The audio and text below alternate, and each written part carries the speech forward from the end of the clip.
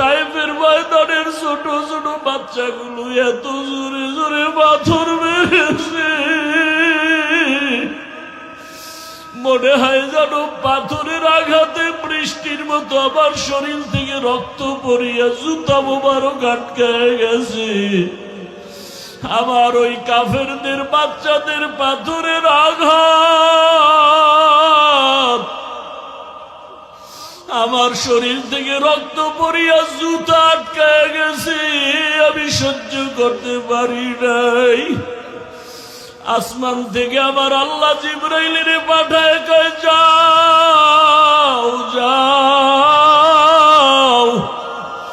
আমার মায়ার নবী কান্না করলে আমি আল্লাহ সহ্য করতে পারি না।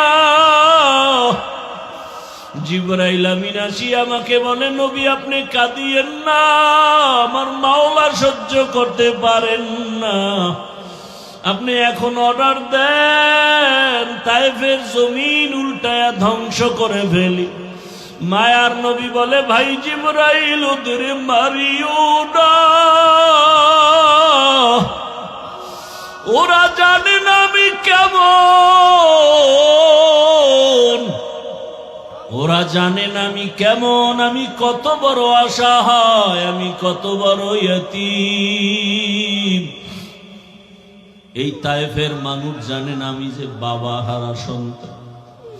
আমি দুনিয়াতে আসি একবারও বাবা বলে ডাক দিতে পারি নাই, বাবার আদর থেকে আমি বঞ্চিত, মায়ের আদর থেকে আমি বঞ্চিত। ও জিবরাইল এদের মারিও না। ও আয়েশা, ওই তায়েফের কথা মনে পড়লে আমি আর সহ্য করতে পারি না রে আয়েশা।